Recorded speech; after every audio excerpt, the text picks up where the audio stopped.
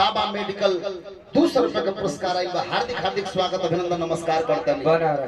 संसार में सब कोई के इहे गति होएगा बा का कौन गति बबुआ जीवन के इहे असूले बबुआ। सुबह को बचपन हंसते देखा फिर दोपहर जवानी शाम बुढ़ापा ढलते देखा रात को खत्म कहानी। यही है जिंदगानी भैया यही है जिंदगानी। सबकर इहे गति बबुआ। वहाँ के दादी बानी बहुत बहुत पुरस्कार दिले बानी। दादी जी के बार बार प्रणाम करतनी। 500 रुपए का पुरस्कार देकर सम्मानित कैले बानी। कहे के कैसे बाबू अरे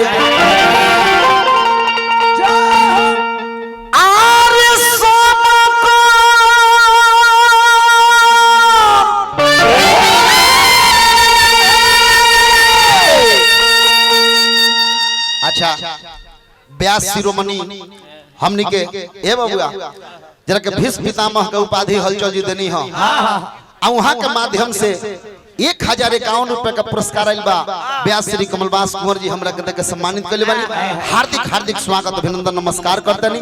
यही तरह राजा बनल रही भगवान से प्रार्थना करतनी जे हम सब कर एक दिन समय खत्म होई बबुआ। हां तहरो हो हां ए बाबू अरे सब पर है मानवती जगत में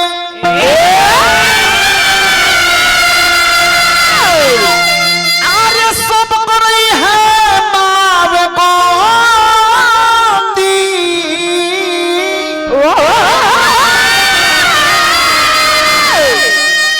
अरे सब पर है मानवती जगत में अरे सब पर ही है बावे गत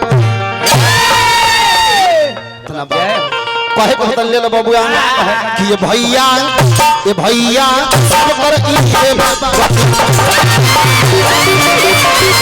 ये भैया सब पर ही है गत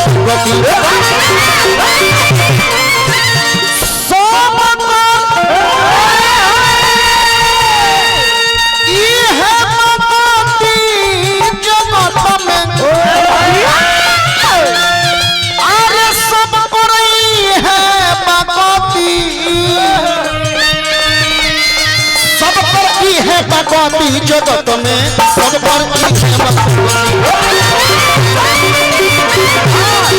में सब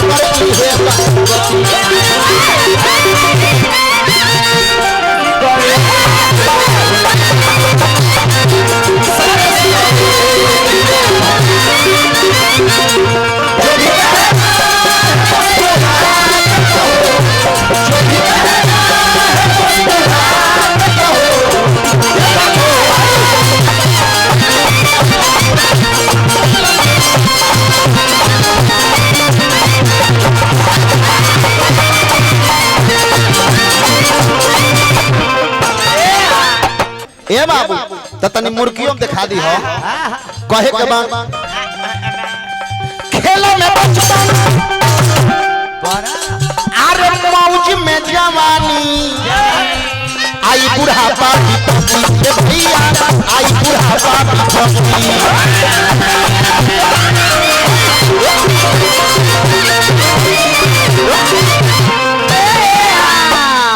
खेला में बचपन मौज में जवानी आई बुढ़ापा विपत्ति बाकिर गइल समय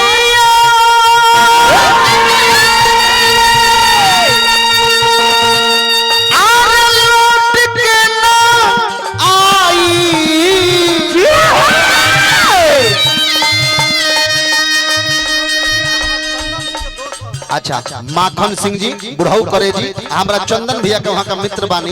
हार्दिक हार्दिक स्वागत अभिनंदन करतनी। गइल समय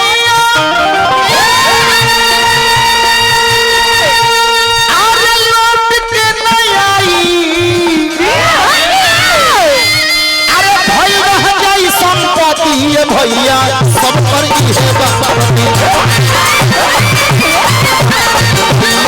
सब पर ही है बसवती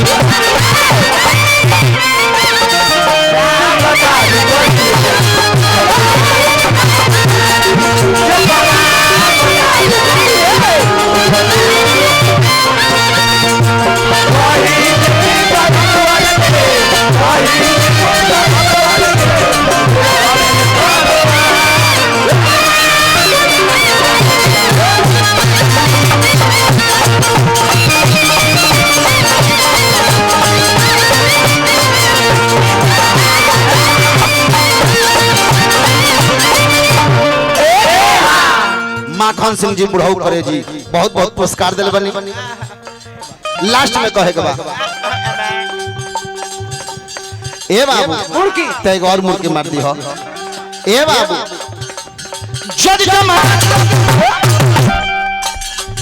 जही आए बाबुआ केस हो जाई तो हटाया बाबुआ केस हो जाई तो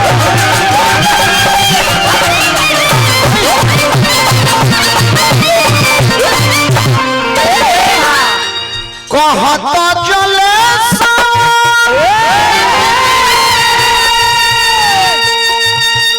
परमेश्वर के कृपा से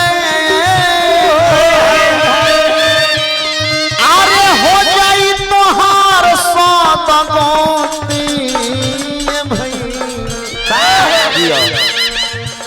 ए भैया सब पर इहे बतिया